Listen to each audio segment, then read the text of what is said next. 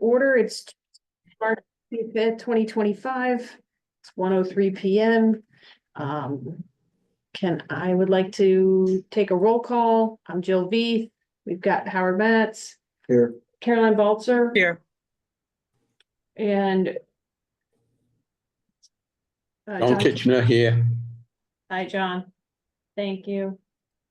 And then for staff, we have Sue Carmel, Rick Sears, Yep. Drew Patnode, Here. Mark Willett, Tracy McDonald, and I don't know who Susan's autopilot is. That's an interesting last name, but That's recording the minutes. That's our new software that we. oh, so you're two people. Yes, Wow. Ow. and I believe, I thought, and Brian has joined as well. Oh, and Brian jumped on too. Okay, great. Well, we want to go ahead and approve the minutes. There were 20 sets of minutes. And if we can, oh, sorry, I didn't approve the agenda. Excuse me. Can we get approval for the agenda? So moved. Second. Thank you. Second. And John, Aye. Caroline? Caroline? I'm going to abstain since I wasn't part of that. Well, no, we're just approving the agenda. Oh, I approve. Howard? Aye. Jill's and I. And then we're gonna move to public comment. Do we have any public comment? So we're gonna close public comment. And now we gotta approve the minutes, but Sue, can I approve the minutes with only 3 people? Madam Chair, I feel like that was addressed by John Giorgio at the Finance Committee meeting that I The believe. one on Thursday that I didn't go to? And, not that I want to rely on Brian or call him out, but I thought that it was advised that Caroline could vote on them even though she wasn't there, but I don't. Oh, Christy showed up. Okay, There's Christy. We're saved. we're gonna vote to approve the minutes. I Oh, know yeah. you read all 20. No, know I, you you know, I went through them. I know, I did, I actually did too. It's Okay. Okay, we're good. But Caroline, you can vote on this if you want to. You're a member of this committee, so I don't see a problem. Okay, thank you for clarification. Yeah, there's no reason you I can't. have looked at them. Does anyone have any edits or comments for the minutes? I Can do we get not. them to approve all 20 dates of the minutes? I'll make a So motion to approve all 20 dates. I second it. Right, and on your motion, Christie, Aye. Howard, Aye. John, Aye. Caroline, Aye. Jill's and I. Thanks, guys. We're gonna have more, but that did a lot. Okay, so we want to get to the Surfside Area Roads Reconstruction Supplemental Funding, which I think Brian is probably on to take us. Oh, Don joined.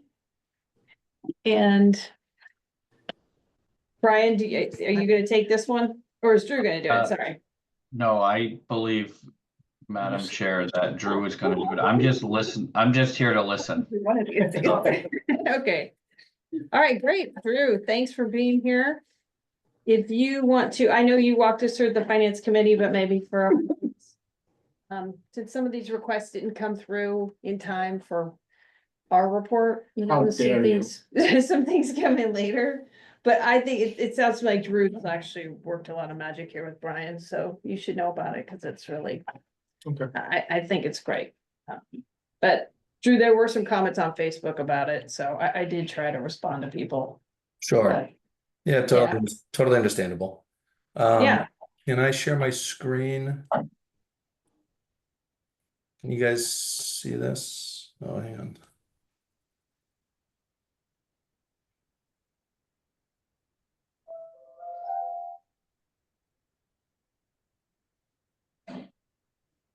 Yep, There we go. Is that working? Got a couple tables up. yeah. All right, so let's see. about almost a year ago now. Obviously met with Capital Program Committee to talk about all things transportation. And Jill, I think you are our transportation liaison from Capcom. I specifically remember there being a question of like, we're working hard to finish the design, get our permits, put the project out to bid. And the question was, do you think you'll need supplemental funding? I think the challenge is that there was a supplemental funding request at the 22 annual town meeting in the amount of $13 million in hopes to make the project a reality after being in the works for almost 10 years. Over the last 9-10 months or so, we have worked hard to put the finishing touches on the plans. A big part of that was coordinating with utility companies and sorting out handling of contaminated soil near Gate 30B off Montahansa Road in the airport. I am happy to report, as of today, the project is out to bid, which is a pretty significant milestone. Our plan is to open bids April 23rd in advance of town meeting and hopefully award the project after town meeting. I wanted to share these tables. They're almost a little out of order, but it just worked better. If you look in the top left, we have the estimated project costs. Construction estimate is $23.5 million. We have a contingency of 5%, which is $1.1 million. Based on what we've gotten back for pricing from utility companies to do utility relocations throughout the 2-mile project area, we're estimating $400,000. There were $53,000 in easement damages awarded, monetary payments to abutters. We have a $750,000 construction administration estimate from GPI, who's the designer for the project. And then they had an additional amendment to finalize plans and specifications based on the contaminated soils and do some other out of scope stuff to get the project to where it is, where it's out to bid. On the right, the bigger table here, you can see the available amount in the capital appropriation for this project is just below $16 million. So we're almost $10 million shy of having funding for this project. So what we have proposed to do, which is why we're here today, is to utilize funding from a variety of previously appropriated capital items for roadway, sidewalk, multi-use path, and cobblestone improvements, and couple that with $3.2 million, or just shy of $3.2 million, that was appropriated or approved by Chapter 90 through Mass DOT to help fund this project. And then additionally, town administration has committed almost $500,000 in PFAS related money towards the handling of the contaminated soils near the airport. And so that actually brings us to a total project budget of just over the $26 million estimate that we have. On the right, I wanted to highlight that certainly not all money that has been appropriated for roads, sidewalks, cobblestones, et cetera, is being proposed to be reappropriated for this project. This would leave just shy of $2.4 million available for use from now until July 1st.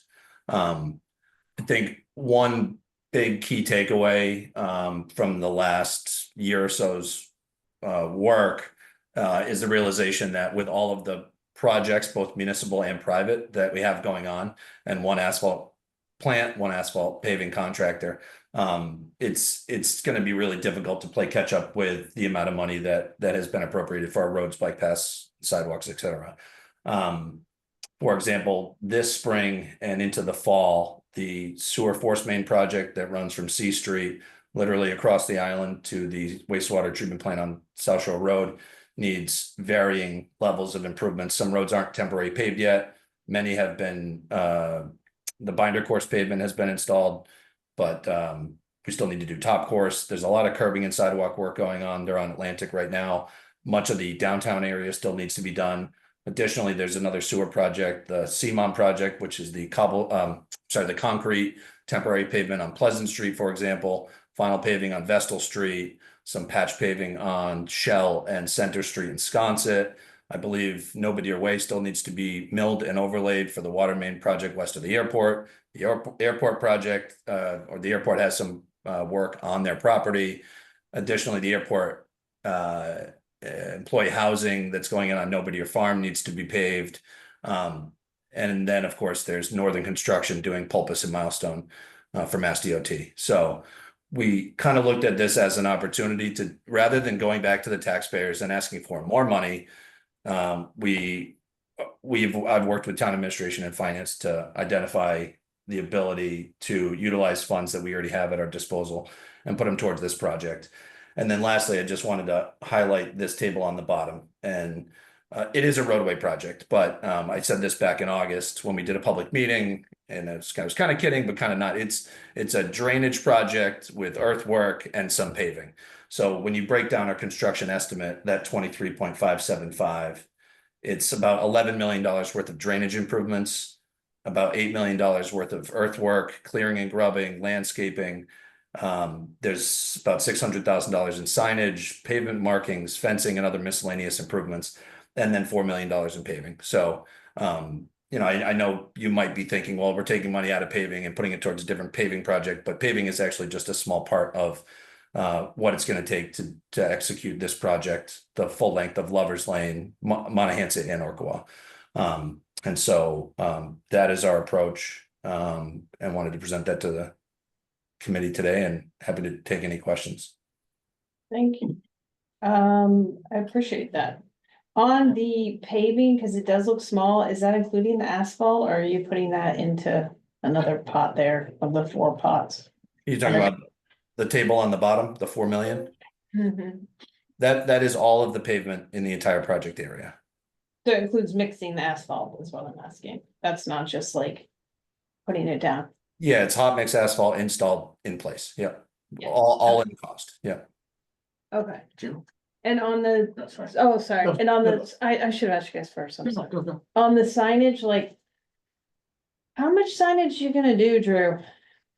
I did touch on this back in that public meeting in August as well. I mean, it's a nice rural area and we want to keep it as such. So we, Mike Burns, myself, Ray, Sylvia, our lines and signs foreman, we worked with GPI, who's the design engineer, to make sure that we struck a good balance, both with respect to the MUTCD and industry standards, but also, designing with Nantucket in mind, for example. And that was part of the conversation when we talked about speed bumps and other traffic calming devices. Every time you put a speed bump in, you got to have at least 2 signs. In a perfect world, you'd have 2 more signs prior to that. So we tried to find a balance where we're doing things the right way, but not getting crazy and having sign pollution and making it feel too urban, because it is a nice little rural area, even though it's not obviously too far from Old South Road and some of the busier parts of Mid-Island.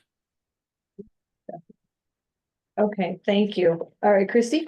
A question, maybe this is more for Brian. Brian, on these funding sources that we're drawing from, I see that some of these are down to the dollar. How did you determine how much to pull out of these funds? And are we exhausting, for example, the cobblestone fund and the sidewalk fund? Or how are we, or are we leaving a balance? Like, how did you come up with these numbers that we're drawing from? Well, that's a great question, Christine. So Drew originally went through it with his staff and looked at how much work we were going to get to be able to be done. And I think if you look at the far right-hand column, it shows what would be available after the transfer from all of these articles. So for some of them, we are transferring the remaining balance in those capital articles to here. But I did want to point out the two bottom sidewalk improvement articles actually are not going to be, they're not transfers, because those are borrowing authority articles, and we cannot lawfully transfer a borrowing authority from one project to another. So those 2 articles, we are rescinding the borrowing authority in the exact amounts that Drew has in this table, which is the $615,496 and then the $660,000, which we presented to the FinCom, I think last week or 2 weeks ago. So those are in Article 23 as authorizations to rescind that borrowing authority in those amounts. And in Article 10, we have a supplemental appropriation as a borrowing authority, so it's just a replacement in the same amount as those two articles, so that we will still get to the 26,050,000. But I think Drew kind of touched on reviewing the work, what projects are ahead, and what we think Victor can reasonably accomplish as the basis as to an understanding as why we felt it was okay on some of these articles to move the full amount into or ask for the full amount to be moved to this project, so that we can move this project and get it started and get it accomplished, because it's been on the books for a while and it's been in planning for a while. So when Drew and I sat down, based on those discussions, Christy, I was comfortable and confident that he would still be able to execute on the plans, especially if you remember, because we still do have some, I believe we have, with the exception of cobblestones, we have sidewalk and annual road maintenance work in Article 10 for fiscal 26. So I think that we're still going to be able to continue with the efforts in annual road maintenance and with sidewalks even after doing this. Okay. Joe, I just got a follow-up comment, just something for us for next year. You know, a lot of these we do note when we're talking to the department head, what are your balances? We're not trying to bolster an account that doesn't need to be. So this project will come up next year when we're discussing that, about having drawn those funds out. Where normally we would hold, maybe not approved because there's a balance, there's no more balance. So we'll have to keep some of these in mind to replenish. Yeah, no, You know, definitely. but we should also try to really start determining, like, be accurate what your amount you can get done this year, you know? Yeah. Anyway, I just want to just note that for next season. I totally agree. I wanted to have that as like a point that it would be good for us, Drew, maybe if we could understand like how much is actually possible. Let's say you had the best weather ever. And how much is possible of how much asphalt you can mix and actually pave, you know, in a year. And maybe that gives us a little more guidance. I mean, I was bringing up the unused borrowing last year because I was like, why do you keep asking for this money that you're not spending? And now, of course, I'm glad that you had it, because we know we need this project to go forward. So there are advantages to having some unused borrowing around, but it does raise eyebrows. And people have noticed it Yeah. with the warrant. With that said, the project has been lingering out there, It has. and for optics, it would be nice to sort of help. No, I think it's great. I Yeah. think what you've done, Drew, is like amazing and grand. Thanks, Madam Chair, if I may, I just, again, I think the point is that, you know, if this was $24 million worth of asphalt, we wouldn't be doing this because we wouldn't be able to execute it. The difference here is that because it's drainage and earthwork and basically all the things that Victor doesn't do, it's something that we can put money towards without having to go back to the taxpayers and ask for more, that can be constructed in parallel with all the other things that we have going on. So we just look at it as an opportunity to Right. get this project off the ground. Yeah, that makes sense. John, did you have a question? Yeah, thank you, Madam Chair. Drew, a much lower level question, but it's on my mind. Last night at the NPEDC, we had a fairly lengthy discussion about signage, and it sort of started in relation to the Tom Nevers bike path, but it sort of widened out from that. And we heard from BPAC about some work they have going on around what signage should be on the bike paths and such. So I'd just like to ask that you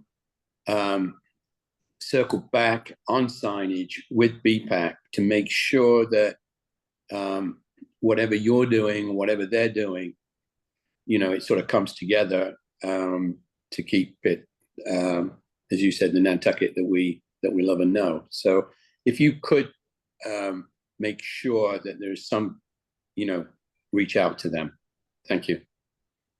Yeah, absolutely. We'll do. I have a weekly meeting with Mike Burns Mondays at 1 o'clock, and I feel like we talk about bike path and signage and the appropriate striping for intersections and things like that. More often than not. So yeah, you might want to reach out to Joe Topham, you know, the chair of BPAC, because he was kind of leading the discussion last night. Great, will do. Well, Drew, Thank just you. on signage, I really wish we'd come up with shingled signs. I'm not kidding. Like, I think if you make something cute, you can have your signs, but they gotta be cute. I'm Are we not still kidding, talking about like, the project, if or it we, looked like somebody thought about it and designed it and made it cute, like, they're good. what are we talking about? Signage For I- the for any, project or for anything? well, for this project, but also really for anything. Well, Okay. I don't like the digital understand one sign that they're doing. what has happened. All of our signs used to be painted gray with white lettering, really tasteful wooden signs. And all of these horrible mainland looking like Aluminum, whatever they are. metal signs with red writing have popped up all over the place. And I think we need to dial back on whatever policy there is for that, because Yeah, they're is not it- appropriate for Can we go, Nantucket. I agree with that. I Can we go totally back to agree. this, Drew? Is that possible? I'm sorry, what was that? Can we go back Can we go to? back to those cute wood signs that we Yeah, used we to need to have get rid of that are all those painted? metal signs. Except for the stop signs, but Yeah, I think that signage has to conform to at least the minimum standards of the MUTCD, especially for like yield, stop signs, speed limit signs, things like that. Of course, our road name signs, we do make in-house, and those are still painted. And they're made out of wood, but I think our hands are a little bit tied in terms of some of the other regulatory signs that we put on our traveled ways. And Drew, aren't the state road signage dictated by the state? Yeah, which is why Milestone Road is a whole different animal compared to the rest of the roads that we have. Like we have a standard size, which is, like I said, at the lower limit of what's allowed. I know DOT does what they think is best for their highway, so that's why they do look considerably different than the ones that we typically install. Chrissy? I can't remember, are you, actually, I just answered my own question, disregard, Sure. sorry, yep, positive. Yeah, we I just just- came out the wrong answer. Pardon? That's the wrong I answer. think this sign thing is a big deal. I really do, especially if you're gonna pave more roads, so. But that's digressing. I know, sorry. Well done on getting the money together. You might want to check out that Facebook year-round page, because there were some comments about it, but I tried, Drew. I tried to respond to these people. Oh. Thanks. Drew, will we have to come back to this project at all after the work is done? Is there anything else we need to do here that we're not gonna do all at once? No, this is all in soup to nuts. All in. Old South Road to the Boulevard, and Yeah. then Orkawa, all of Orkawa to the four-way at Monahans and Monahans up to Miller's Lane. I guess the only thing I would caution is this all sounds really great. When we open bids on April 23rd, we certainly could be thrown a curveball if the number is not where we expect it to be. With that said, we spent a lot of time on our final cost estimate, and then when I say we went line item by line item with a fine-tooth comb, I think we've been appropriately conservative in our estimate. But obviously, we don't control bid prices, so we certainly have all fingers crossed for April 23rd at 2 p.m. when we see the numbers, and hopefully we can happily report that, you know, if approved at town meeting, then this project will finally be realized. Is there, I might be behind the eight ball on this. It doesn't affect me at all, but is there any consideration to Dave Kim? There is, yep. So we're Right. proposing to solve Lake Davekin. There's drainage infrastructure tied in with the First Lane drainage improvements. So, yeah, same thing with the lake at Gate 30 beyond Monahans. I think, and that's why when people say where are you starting, we didn't control that in terms of the contract documents. We figured we'd let the contractor do what's best and most efficient for them. But I think between Dave Kim and improving Lovers or starting on the Monahans side, you kind of can't go wrong. So Yeah, that's great. we'll certainly hold a public meeting once we know more, and let people know where we're headed. Nice. Do they need to vote? No, we don't need to vote. I don't think Okay. it's already been passed at FinCom, and I think it was more of a heads up Thanks, for us. yeah, thank you. Yeah, no, it's really helpful, Drew. Thank you. Thank you. Anybody else? Okay, moving on. Do we want to, Sue, should we hear from Mr. Willett next? Okay. Go So ahead. Thanks for coming. No problem. We've already started the project. The underground stuff is almost done. We're doing the final stick ups through the eventual pad location now, so all the new piping. We did all the work. We've installed it all. Wow. Gonna start backfilling. Probably be setting up our forms for the concrete next week sometime, and the following week pour the pad. The contract with ECT, the company that's building, has built the treatment filters and equipment, is all executed. Thank you, Brian, and your team for getting that done and out. So in the next 2 weeks, a local trucker is going to be going up to Portland. It's going to take 3 tractor trailer trucks to go up and pick it up and come back. We're going to time that so the concrete pad will have been cured for about a week. This stuff will show up, and me and the boys will go put it all together. And hopefully before, you know, I'm hoping middle of May, we've run it enough, tested it enough, had samples off to the lab that we're comfortable turning it on for the summer. For the equipment and shipping to the island, we're looking at like 1.4. The site work, about 450,000. Engineering's 100,000.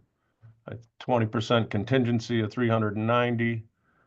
So total for the equipment and the slab, everything before the building. A building is eventually going to go over this, but we didn't have time for a building to get it done for the summer. So prior to any building, we're looking at $2.34 million. Talking with the metal building companies that did work at Marine Home Center and Island Lumber. Island Lumber's new buildings that went up a few years ago. Talking with those companies, we're looking around maybe a 1.5, 1.4, 1.6 million for a building and everything we need inside. Would bring the whole thing, the treatment system, the pad, everything, site work and building to about a $4 million total. The Water Commission has voted to use retained earnings. We have close to $12 million in retained earnings. They voted to use retained earnings to pay for this system.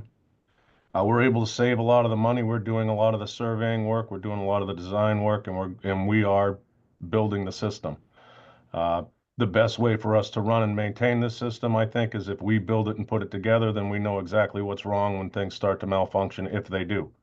It's all part of that's just how we do it. If we're gonna run it and operate it, we need to put it together. So that's where we're going, and hopefully we're still on pace. We're ahead of pace a little bit. To be ready before the summer season. That's great. I guess, I just had one question, which was, how come it came up now? Like, what was sort of the order of this? I mean, I think you voted on it in late January. The order of business for me has never been, I was no intent to leave you guys out or anybody out. My business. Oh, no, I didn't mean that, Mark. I actually thing- I know that these budget cycles don't really overlay with our own timeline. I know that. I was just wondering for you all, like, was it something that you were looking at in the fall but it didn't because like was there something that promulgated it to be more urgent? Yeah, we got a public water supply well contaminated with a PFAS over the limit. We have to treat. I thought you'd known about that well for a while though. That's why I was. Yeah, Yeah. we knew about that in end of December, early January. Oh, I thought you'd known about that well before that. Okay. No, the well's been off for a couple of years, but it was never over the limit. We could always use it if we needed to. Oh, I see. So we got a hit in the last quarter of December. We sampled, and then we got the results back in January and knew we were at over 50 parts per trillion, and 20 is the limit. So that well cannot be turned back on until it's treated. Gotcha. I didn't realize that. I'm sorry. Christine? Carolyn is before me. Carolyn? Oh, hi, Mark, it's Caroline Baltzer. You said that you guys are gonna build it yourselves and that'll save some money and, that's so that if anything goes wrong with it, we'll be able to fix it right away in-house. I'm just wondering, the people who are gonna build it, they're gonna be around what happens if, Yeah. someday we So don't E- have, ECT2, who builds this equipment and this is all they do. And they're worldwide, and their major fabrication shop and business is out of Portland, Maine. One of their engineers and one of their other guys is gonna be here watching us build the whole thing and put it together. They're gonna have all the plans, they're finalizing all the plans, and then we're gonna do it. They're gonna be here for the startup. Obviously, they're gonna give us training on the system and how to best manage and operate that system. And then we're just gonna move forward. So instead of having them just put it all together, we're putting it together under their guidance. They're gonna be here with the plan, showing us how to do it. but we're still saving money doing it ourselves? Oh, yeah, yeah. The main goal wasn't really saving the money. The main goal was so we completely understand this system, because it's gonna be very important. And I hope this is the last PFAS treatment system we have to do on a public water supply well, but I can't guarantee that. So the better we are at understanding how this treatment works and how we put it together, the more efficient we're going to be running it, and the better equipped we're going to be to solve a problem quickly if we need to. Instead of waiting for someone to find the time to get a truck or whatever, to get things over here, we'll be able to take care of it ourselves if we know everything about the system. Smart. Christie? Hey, Mark, it's Christie. Just a quick question on the process here. You refer to the limit. Is that the limit where the water company shuts a well down, or is that the limit that the state says you can't use it? And whatever the state limit is, when do we shut it off according to that? Like, do you use a well right up to the limit? Or do we have like a range where we say, we're closing in on the limit, we need to shut it down? I'm just wondering for residual purposes. Correct. So it is a DEP and EPA limit of 20 parts of what's called the PFAS 6. They take 6 of the PFAS chemicals that they think are the compounds that they think are the most harmful ones. And we add those 6 up. When you add all of those together, the sum of those 6 cannot be over 20 parts per trillion. You can operate that thing under those guidelines at 19.9 parts per trillion. As long as you're not 20, you're okay, according to DEP and EPA. So what happened with us, why I turned it off 2 years ago, is all of Tom's Way thing kind of happened, and the private well contamination was discovered. That is about 420 yards from well 15 across Old South Road. You're talking like a short par 4 on a golf course. It's a short distance. If I would have kept 15 running, I was going to pull that water in faster than we wanted. So we turned 15 off. 15 has always been kind of a backup well anyway. We used it during certain times, veranda house fire, I'd turn that well on. Big weekends in the summer, maybe we'd turn that well on. After we found out about Tom's Way, we kind of turned that well off and only turned it on to sample it, just to do the mandatory sampling. So it's been off for a while, but now with zero backup, after getting that hit in the end of 2023 or 2024, I'm sorry, we had to do something because it's over the limit. I can't turn that on until the treatment is in place to knock those numbers down. So I'm hoping I put this on and we can have 2 choices, and my commission will discuss this. We keep 15 as a backup and only turn it on when we need to, or we turn it on and we start cleaning up the PFAS plume itself, and use the water. So this is very well-known treatment. It's used everywhere. Mass DEP is very familiar with it. They're in the permitting process for our treatment system. They're very familiar with ECT and ion exchange. It's going to go, they think, really smoothly. I hope really smoothly, and we'll be able to use this well for a backup and maybe determine that we want to start trying to clean up this plume and treat it through that treatment system. Thank you. John, you have a question? Yeah, thank you, Madam Chair. Mark, are there any other wells that have a similar risk to 15? Yes. because if there are, we probably should discuss as a committee, putting them on the list for discussion for next year. So the wells already at risk, what I consider risky wells is well 16, which isn't very far from well 15 in the upper aquifer. Well 16 is going to go through this treatment system. We connected the pipes up through where the pad's going to go already. The only other well that's in this area where we know there's PFAS contamination is well 12. Well 12 is in the deeper aquifer below the semi-confining unit that's being protected right now. I'm not guaranteeing that the PFAS won't get down there, but it hasn't so far. We've also piped well 12 into this future treatment system location. So if any other well comes up, it's going to be treated automatically by open a valve. It's all going to be piped for all of them. We're doing that. Okay. We're installing all of that now.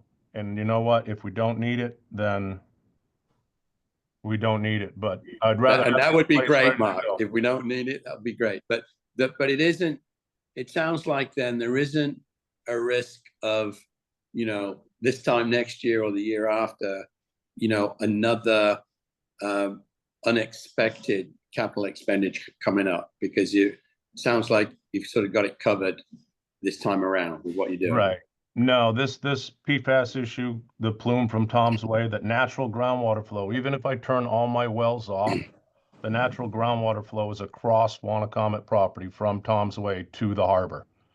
So the stuff is floating to me no matter what. Okay. We're gonna treat it, and we're gonna set it up so all 3 wells can be treated if needed. Thank you, Mark. Good job.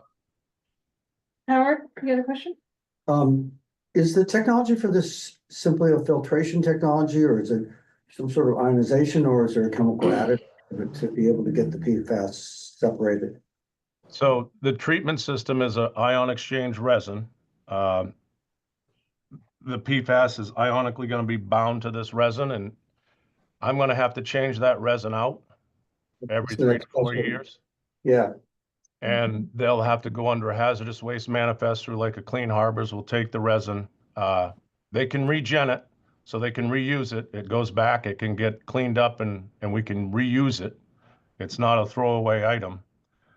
That part of the treatment is very expensive. We're looking at a current price right now, so I don't even know 3 or 4 years from now, but I do know the price right now would be in that $400,000 range to replace that resin. That includes new resin and then the contaminated resin being disposed of at an approved hazardous waste site. you put additional resin on location. Yes, part of the process is we're gonna have what they call big bags. They're major canvas bags of resin. We're gonna have those in the building, ready to go if we need them. And we have backup canisters. So part of this design is, there's gonna be four major filters. That way 2 will be operating, 2 are kind of backup. And then as things get changed, we'll go to the 2 that are the backups, change out the other ones, and we'll have a rotation of treatment through the system. Everything has a backup. One thing that I'm noticing now, and I have a call into an electrical engineer we know, just checking to make sure that our backup generator, I'm pretty sure it can cover running this treatment system, but I want to be sure that it can. The only thing not in this price is if I had to upgrade that generator, the backup generator. I don't think I do. I think that's the only thing that isn't 100% guaranteed yet as part of this whole system is the backup power. If I need to, I can get a smaller generator just wired up to this treatment system, but I'd like it to run off all of one system if we could. But we'll see. He's getting back to me. He thinks it's going to be okay. I just want to be sure. Thanks for the explanation. I really appreciate it. This is off the shelf, right? Yes. So they had some of this already built up off the shelf, ready to go. It's all there, ready to go. Okay, thank you. I mean, getting back on PFAS, you gotta No, I know. try to take care of that stuff. No, I know. Yeah, but this is a really nice solution. And it's really, can facilitate it being used in lots of different Yeah, of their supplies. Yeah. So I think they really did a it's a good. job. no-brainer. Yeah, Yeah, you did a really good design job as far as what little I know. that's quite a bit. Mark, thanks for your time. Thanks for the update. We know you've had to, talk to a lot of different groups about it, but we appreciate you coming here and telling Thanks. us. It's interesting. Yeah, no problem. I'll try to give you maybe as we get closer to May, I can check back in with you guys and let you know and get some pictures of what's going on and share my screen so you can kind of see where the money's being spent That'd be a total.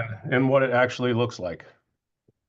Thank you. No, that'd be great. We know this is a story that is only just beginning. Yeah. So, Yeah. Yeah. I hope this is the last PFAS story for us, though. I do. Yeah, same. same. It's gotta work itself out at some point. We Thanks hope. for your time, Mark. We know it's valuable. Thank you, Thank you. Mark. Bye, Mark. Okay. Last up is the purchase of a property. And I don't know, I think, Rick, are you gonna take this one? Yes, yeah, I think I am. So, Oh, maybe the best for last. yeah, okay. Jill, in your, Jill and Christie, I emailed you both, Christie Kickham, the agenda and the link for the Nantucket Town Association thing at 4 o'clock for OIH. I didn't have everybody's email, so maybe you can send it to whoever was asking for it. Oh, So, yeah. Would you please, that'd be great. so Yeah. Jill, maybe you can send it around, right? Yeah, I'll forward it to Howard. Okay, so 9 Goldfinch. Well, we all know the select board's number 1, 2, and 3 goals are housing, affordable and attainable, and it also includes some town employee housing. The town controls either through rental or ownership housing to at about, I'd call it 20 door fronts. Some are houses, some are apartments, and we house about 30 people. We still have about 25 people on the wait list for housing, all town employees. This housing, the ability to provide housing has become a very important recruitment and retention tool for us. And we have, I can tell you, we have definitely interviewed people who have declined our offers when they find out how expensive it is to live here and how difficult it is to find the properties. We have, as I said, we have a combination of properties that we rent, places like Tom's Way and Fairgrounds and on Boulevard. And we have some places that we own, like 19A and 19B First Way. We own a property on Westchester. And of course, we have those seasonal dorms coming online, which will, at some level, probably help us with some emergency year-round housing. So the 9 Goldfinch is 3 bedrooms, 2.5 baths in Noship. We have proposed a purchase price of 1.9 million, which has been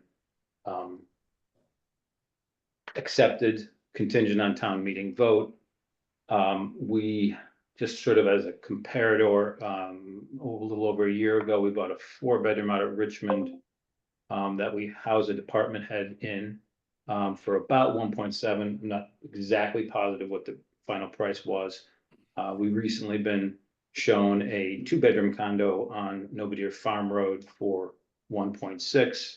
So this kind of 3 bedrooms, 2.5 baths, a shed, and a freestanding house kind of fits in there, and so that's what we're asking approval for. I will just say this. We know we have a lot to do to have a cogent, defensible plan for town employee housing. When, Christie Ferrantella has been out for a few months on maternity leave. We have a housing summit that we're getting lined up for April to really sort of land where we are with town employee housing, what we want to do about ownership opportunities with restrictions, how much to build, where to build, what kind to build, dorm versus single family, how dense to build it, and who we need to house and who we would like to house, and then tightening up some of the policies and things like that. And so I feel much more comfortable coming in front of capital committee with all that buttoned down, but we're just not there yet. We haven't had the resources to do all that. And so here we are with a good opportunity for a department head level housing in Noship. And so, This is Noah's house? say again? Noah's house? Unfortunately. Yeah. Well, yes. Yeah. Noah's- What kind of condition is it Did you in? say 9 or 99? 9. 9, 9 Goldfinch. 9 Goldfinch. Yeah. Now shop. Is it in Tracy. decent? Tracy, you've been in it, right? I have not been in it, but it is in move-in condition. We've had a thorough inspection. It's priced appropriately and, there's really no work to be done, which is nice. Thank you. Just for the record, I'm against this. You are. I don't think the town should be buying a house in Noshop that has such a involved HOA with amenities unless this was going to be a department head subsidized unit where they own it. They pay the HOAs. They're responsible for the house. Also, the town is picking up the cost for these. I agree with Rick and I appreciate what he said, that we need a plan and we don't have one yet. And I think that these situations could continue to be solved through rentals. I don't think we should be purchasing this. We do Well, expect. what about we solving do the problem with the purchase and then flipping it at some point in time when there's a better solution? I mean, isn't this a really terrific advantage in a marketplace that's appreciated? If it was such a deal, it's been on the market for quite a few months. It didn't There's not gonna sell. be a solution for Yeah. many years. I would have supported it if it had come in at a better deal. So you're saying it's the price of the operation? It's, of the acquisition. there's a number of things that bother me about this, that it bothers me that it's the airport current or former airport manager's house. It bothers me that it's in Noshop, that is just geared towards ownership. It bothers me that we have not really worked out a plan. If the department head was participating in this and going to end up being the owner with a year-round residency restriction, I would totally support it. But we haven't worked out all those details. Hey, So that Rick, was can you why I respond to did that? not currently support this. Oh, yeah, thank you, Rick. Joe? Don, yeah, sorry, Rick, go ahead. So, I talked to the town manager this morning. We do expect that the department head that goes in here will be paying the HOA fees.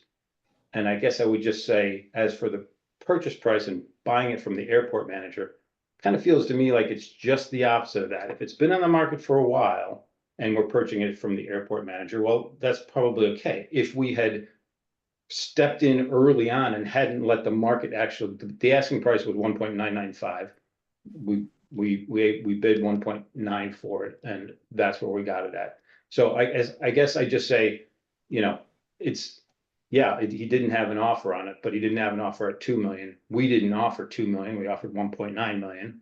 And there's lots of properties that trade in Noship that traded at or around those prices. So that's just kind of from the perspective that we looked at it. I'm not saying I'm not disputing whether, there's another real estate expert listening to this conversation and opining. I'm just saying that's how we looked at it. Yeah. Christie? Rick, I got a question. When we purchase a housing for managers, which is usually in better quality than, say, a dorm situation,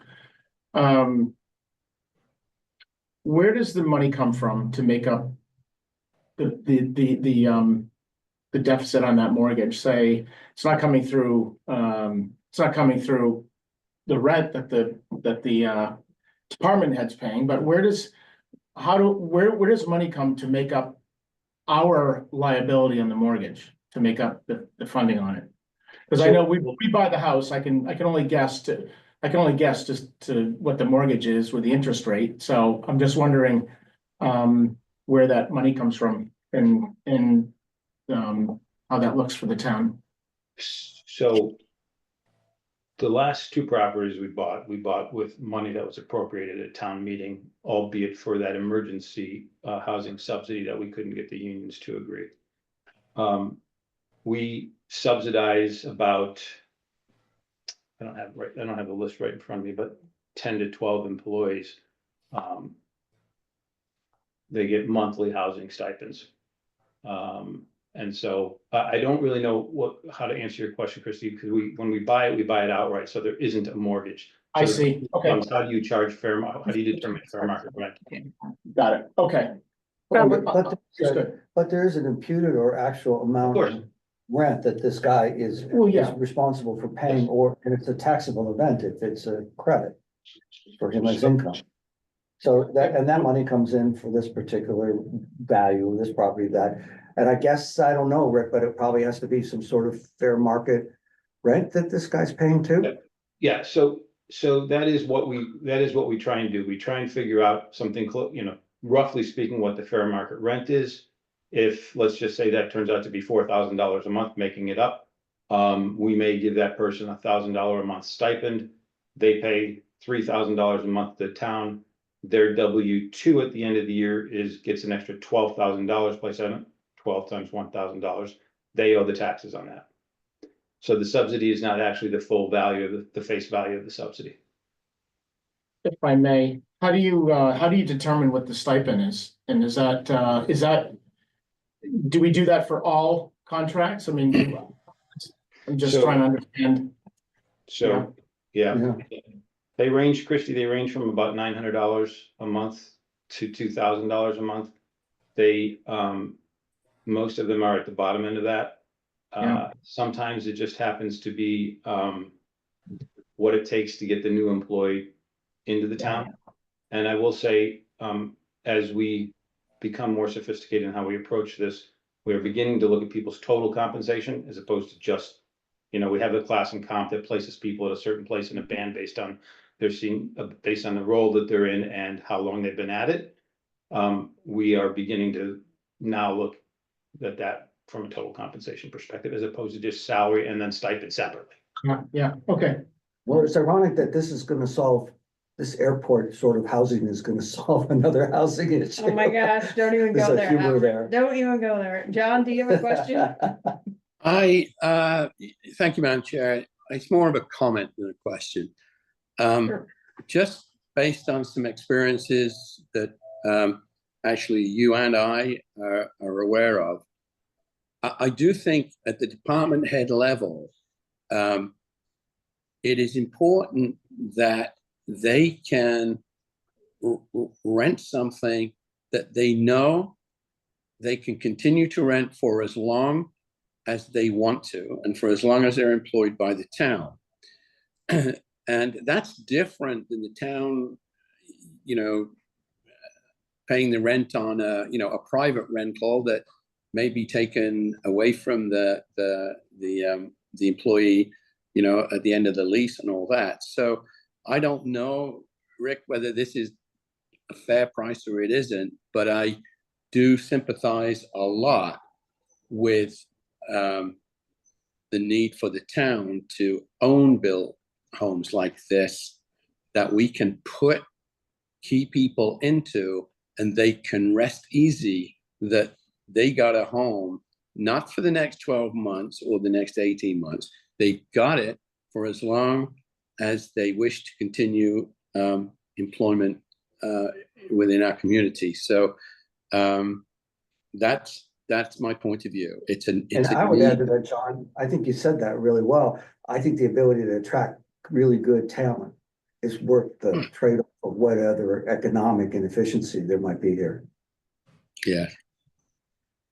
And I was Best of luck, Rick. make that same comment, which is that we have had circumstances where, we lease private property and then, the owner decides not to continue the lease or renew it, and then we have to relocate that person. It does make it difficult. Well, because, Tracy, for that person, you cannot guarantee them that they are going to have a place when the lease runs out. You can convince them that you're doing your best, but you know, that's not a very healthy situation for a department head to be in. That, you know, some months from now, they're going to be evicted and they're not quite sure where they're going next. Yeah, no, that is a big problem, and I mean, we really need to continue to look at, and hopefully we'll get the support for it, building housing on the land we already own on Tacoma. For these types of situations. I'm just really struggling with this one because the other things we have purchased have been at lower price points. And this would effectively be over a $9,000 a month mortgage. And I don't know how we can justify that degree of subsidy. I hate to say that, but in the context of our island home, to attract talent, to be able to support the operations of this town and the infrastructure of this town is really hard to argue with. Can I make a comment, kind of piggyback on what Don's saying, and Rick, maybe you can address this. I only think like a voter at town meeting, guys. That's just my whole brain. But and it's really the only thing that matters, because that's the only way we're gonna get something like that passed. And I worry about, like, the airport has bought this house and this house now for this department head at the same time. I mean, I think it was just unfortunate timing. Yeah. I realized there was no grand conspiracy there, but, and then you're asking for, you know, we've got the CPC money at $5 million for affordable housing, and then the 14 million for, which is new money. The 14 is new money. And I'm kind of like, gosh, this doesn't look great to me as like, if I'm a voter walking in, like, we're gonna ask you to spend another, what is that? $35 million in addition to what they get every year. And we know we're only in that housing 2 people right now. So I'm just thinking like a voter is what I'm saying, and No one can argue with your perspective at all because it's valid. However, you know, it would be a shame to lose the opportunity to put this in front of the voter to, in fact, maybe get an approval for something like this. yeah, But you're right. but at this point, if you're gonna spend $2 million on a house, you know, the 14 million was only gonna be 9 units, I think. Mhm. It kind of makes me wonder, should we continue to look for something in the 1517 range and keep buying these and Of maybe course we not should. build? Don't you think? I think it's a great idea. I personally like, well, that's really what the intent of the original article Buying was. existing housing stock. And then you get away from the inflation costs, escalating costs on construction projects.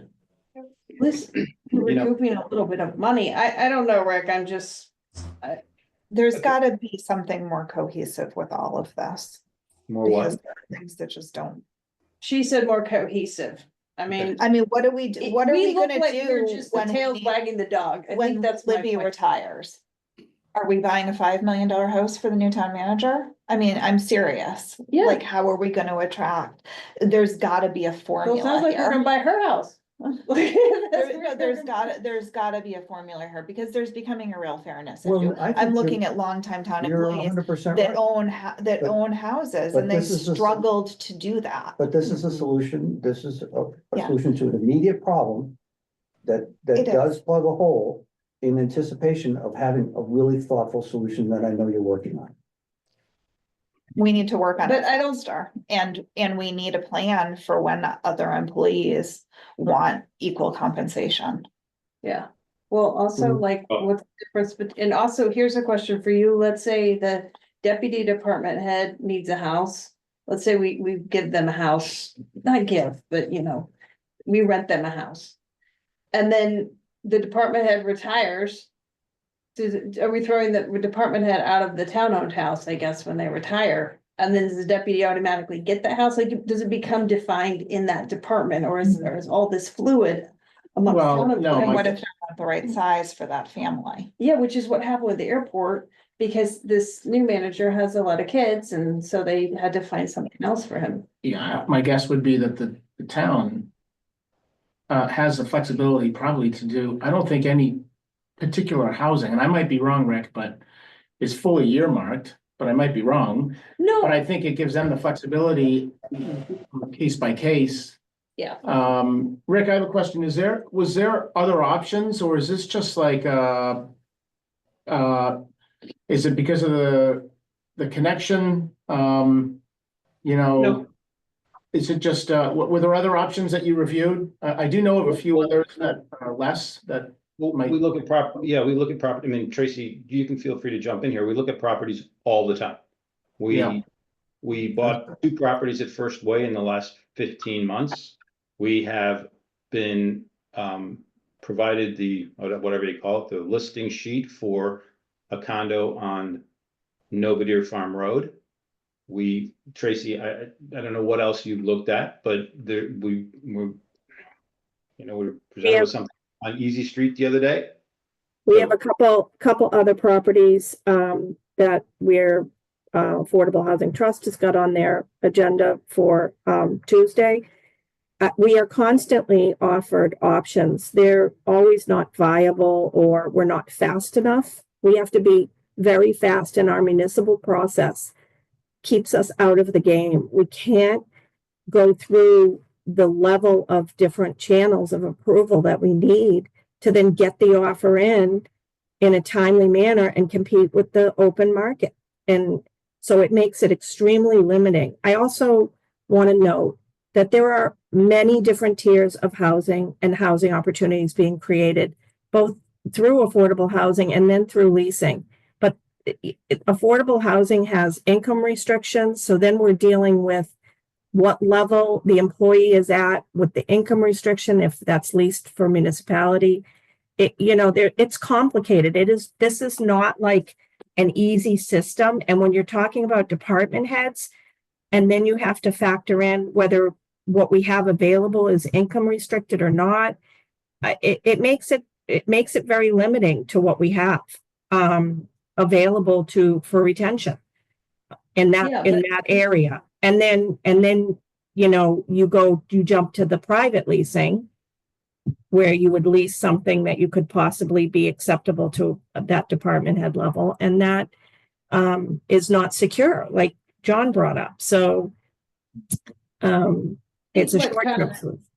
What it sounds to me is happening, though, maybe it's just this instance, but we wouldn't want to create a pattern of saying, we want you to move here. We're going to find you a place to live, all of which is good. And we do want that, right? But we also don't want to say, hey, you're going to get to go out and here's $2 million and you get to go buy a house. I don't think that's the message that we want to send to people. And I think that that's what could be contrived when I want to look for red flags, guys. And I just think it's worth pointing out, because that isn't just going to create enmity amongst the employees. That's going to create enmity of people who are working here and working hard and going out and buying a house and paying a mortgage, and their electricity just went up and their insurance just doubled. And you're kind of looking like, gosh, what am I doing this for? Because I'm paying taxes for somebody to go get a $2 million house. You have to see it from the side of the people that are paying taxes. Christy? You don't have to answer this, but do you guys, for example, this house, would this be reserved for a particular level of department head? Or would do you guys match accordingly, say, to salary housing? Or does any department head apply able to get into any property that you buy? Because I'm sure the properties you buy are from $1 million, around 2 million, like the level of department head. I'm just trying to match the housing with the department head and see if does that weigh into how you guys place department heads? Is this meeting recorded? No, I'm joking. Some department heads are more essential than others. So yeah, correct. And that's what I'm getting at. Our one of the policies we do have is that housing is for essential town employees, and that is at the discretion of the town manager. Got it. Thanks. Good answer. So Interesting. what I'm understanding is that we don't have a housing plan yet for the town. But there's the idea that we're trying to, in order to get good people to apply and keep those people, that we recognize with the economics of Nantucket, that we need to do something to subsidize housing, whether it's going to be owned or rented. And there's all these different tiers now of ownership and use. So is it such a discrepancy where we might actually have to start considering it as, because I'm recognizing, Jill, what you're saying, the voters don't want to feel as though town employees are getting something that's like a lottery. Like that's so much different than what they're getting for the opportunity of being on Nantucket and being able to earn more money than the mainland or whatnot, why somebody might be working here. And yet on the other side, there's that tension of how much to give, whether it's rented or owned. And I'm thinking that with the discrepancy having really gone into the stratosphere, are we getting to a point in time where we have to think about giving a lottery sort of winnings of, oh, you get housing if you work for the town of Nantucket, and that actually would attract as many people as other towns have, and is that going to be necessary? Simply because there is such a discrepancy here that's really unlike any other place. Well, what I remember from the discussion with Christie in the fall, when they came to ask for the 14 million, and Rick, you were there too, is that was for 9 units, yeah? And then they said, well, they're gonna come back for another 14, 15 million. And then, and they have the dorm that's getting set up this summer, which is great. And then they're gonna be finished. Like, that's kind of what I heard. Now, Rick, Like maybe, finished? well, for town employees, not Yeah. for affordable housing. But they're getting around, you know, AMI by doing it just for town employees, and I totally understand that, I think they need to do that. But, I'm just saying, that's what I heard, Rick, so, you know, maybe that's something that should maybe be considered to be adjusted. If, you know, well, I don't know what will happen to the ballot with that, so. Rick, go ahead. Just a few things. One, we currently, so if we eliminate school, water, airport, we have about 400 employees. We house about 30 of them. I personally would like to get to 10% and reevaluate. We'll get to 10% with what we have in the pipeline, assuming the $14 million is approved. Then I think. Wait, that again, 400 No. employees and So 30 I'd of like to them. get 40, I'd housed? like to get 40 of them housed and see where we're at. Yeah. See what Are it you looks including see if like it the changes teachers who anything. are renting at like our house and Not stuff? including You school. said excluding. Excluding school and airport. Excluding school. So that's one thing. And then as it pertains to the price of the house, so what we're competing with when we hire people is not, forget about the price of the house. Think about what they're living in. So we're hiring somebody from Western Massachusetts. They live in a 3,000 square foot house. They're coming here to take a job. Well, they're probably thinking like for like housing is a 3,000 square foot house. So and we're competing for those people with other municipalities. So I guess I don't want it to seem like it's this bonfire of riches for town employees. We're simply competing to bring people like department heads from off island and trying to get them adequate housing. So and I'll throw in one other little stupid thing about owning versus renting. A lot of people have pets, and the only place we can put people with pets is in stuff we own. So we just, and I know that sounds really stupid, but it's a real thing for us. But you want them to have a life here. I'm not saying that you don't. I'm just telling you, I'm thinking like a voter. And I think the voters are going to flip out at some point when they're saying, you need another 5, you need 14, Wiggles Way is over, you need 2 for this department head, you need another 2 for this department head. I'm not even saying we don't need that. I'm just saying it doesn't look good, and maybe it should actually get planned a little bit to like piecemeal it out a little more. That's what I'm saying. Well, I think these department heads, they're here now, they need something now, we need a solution now. I get that. but we have been doing it. You know, I think we're gonna get ourselves into a really sticky situation when other employees really catch on to what's happening. Yes. Because if this house would cost you over $9,000 a month to own it, and the rent is like $5,000 a month, and maybe another 1,000's getting talked on to the taxes, there's still a $3,000 discrepancy here. And yes, you are realizing home ownership, but it's kind of like, well, why wouldn't I just sell my house and go move into town housing? So I mean, that's where I think we really need this to be a very clear policy, very clear on what's subsidized, what's going onto their taxes, and what houses fit what family size. Like if somebody's a 3-person family and they're moving into a 4-bedroom house, like they're getting a bonus room that's worth more money, that's not the right size for them. So there's so many different facets to it, and we're definitely operating in we need to keep these people right now, and it's an emergency, and we just need to buy something, and it's not a good way to be operating. I agree. Christie?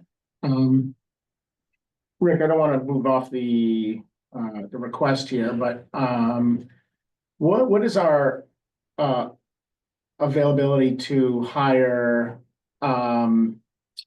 existing locals within the department, and to what capacity does that happen? Because I feel like this discussion fully centers around hiring people from off island, and I know this discussion has come up in many committees and discussions, but I just was wondering, like, what's the percent that we have to sort of hire from off island and provide this opportunity? Are there not enough capable employees coming up within departments that just don't qualify or don't meet the qualifications that require for a department head? So Christie, I think this conversation is focused on off island because this is a department head level role. And if we don't have, for instance, a successor to Bill Pittman on island, then we have to go off island to search for it. So that's why we're talking about this. There's a whole yeah. Yeah, I get it. I think that there's an illogic to your comment about why shouldn't a local person then sell their house and take the job? Well, frankly, I think as a town, we're indifferent to getting the quality person that we would either have to provide housing for if they were off island, or if we had somebody of quality on island and they wanted to sell their house, but they wanted to get into housing that the town provided. We are still in a zero sum. There's no difference in the math on that circumstance at all. We should be indifferent. Madam Chair, when is Howard's that finished, people Madam are Chair, looking I've had my hand raised. Their homeowners. Oh, sorry, John, I didn't see that. Dawn was Then they talking. should. Right, hold on, could Dawn just respond to him real quick, John, and then you go, John, okay? I just said my point is that I think that people who own homes are going to start looking for a subsidy because there's going to be a fairness issue. If they qualified for the town job, they should apply for it. I mean, I'm talking about existing town employees. But do you think, if I may, John, I'm sorry, do you think that that the town offers a good enough opportunity that, I mean, they haven't subsidized anyone's housing out here as far as just what you're saying? What are you talking about? Just regular employees asking for subsidy because we give it to department heads? Because I think that, like, don't they think that the town offers good opportunity? I'm starting to feel like there is a discrepancy in total compensation packages. Well, then isn't the with some issue of the compensation structure? Yes, total No, compensation. it's the And Rick compensation. said we're It's starting not- to look at that. We're Yeah. just starting. It's not the subsidy issue, it's the compensation. It's the, Okay, John's been waiting, guys. Yeah. John, Yeah, it's very frustrating to not be able to get in. So, two comments, I guess. One is, just to be clear, have FinCom already approved this? yeah, Yes. So yeah, as interesting as this conversation is, this decision has already been made, correct? Yep. yes. Because Yeah. we've just spent 30 minutes on a very good, what in a different set of circumstances would be the start of a very good conversation around the housing strategy of, town employees on the island of Nantucket. This isn't the place for that, guys. This is not the place for that. I think we should deal with the situation in hand, which is this house on North Shore, yes or no. Actually doesn't matter whether we say yes or no because it's already been approved. And then really double down over the next few months on getting this kind of conversation with these kinds of these participants to bring some clarity to what that strategy should look like. But honestly, we could spend another 2 hours this afternoon, and I don't think we would move it forward at all. It's just not. I appreciate what you're saying. One thing that's good about coming to our committee and FinCom for these things is that it's a little preview of what might come up at town meeting. That's been my experience. Yeah. So I'm not, hopefully they don't talk about it for 30 minutes at town meeting, but I did want to at least make that point, and I think that's one reason. It's good they tell us. Thank you for saying that. This is my last comment. For Rick and Tracy, how can you guys make it so you're more competitive, jumping on an opportunity? I mean, are you dealing with state regulation? But I mean, it just sounds ridiculous that you can't react to an opportunity because of timing and just bureaucracy. We'd have to have the money Yeah. like with the So, Affordable Housing Trust, okay. they can react now, Yep. but then it's limited, so it doesn't work for a department. So if the money's not appropriated and you have to wait for an appropriation, I the get it. seller's not interested. I get it.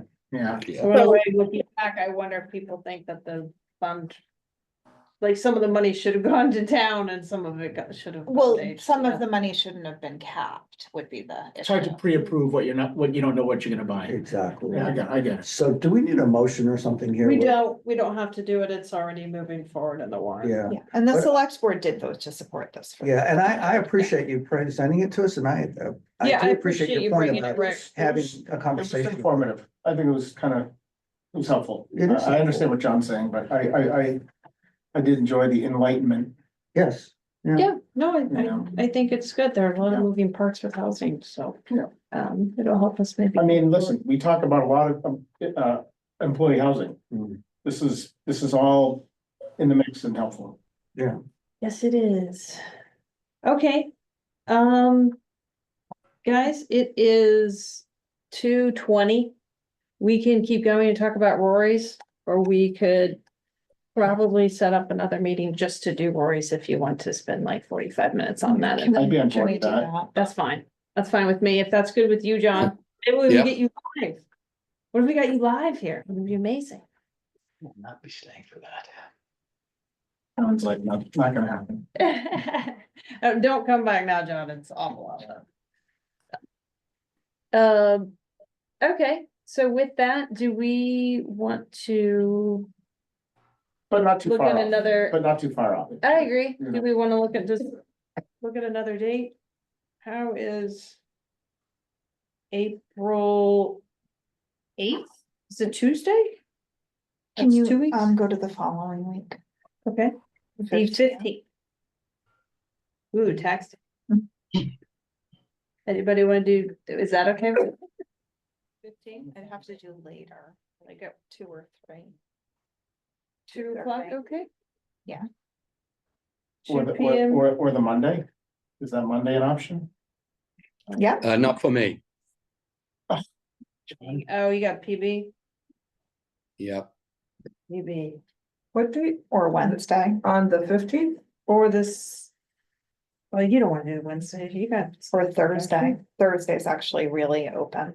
the 17th. Mhm. Okay, well, let's see when Sue can get us a room. And let's actually really finish up talking about Rory's. For that, I specifically want to talk about a couple of things on there for me, but. Even if you all want to email me what you think you might want to mention about the Rory's, then Sue and I could at least.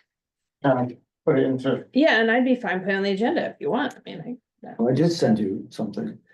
remember a while ago. Yeah, Well, I said it to Sue and then Sue sent it back. Yeah. yeah, Yeah, I So- did too. I had something about that in particular. So we could aggregate the rest. Cool. Yeah, okay.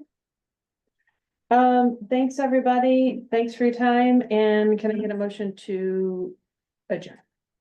Motion to adjourn. Second. On your motion, Carolyn? Aye. Howard? Aye.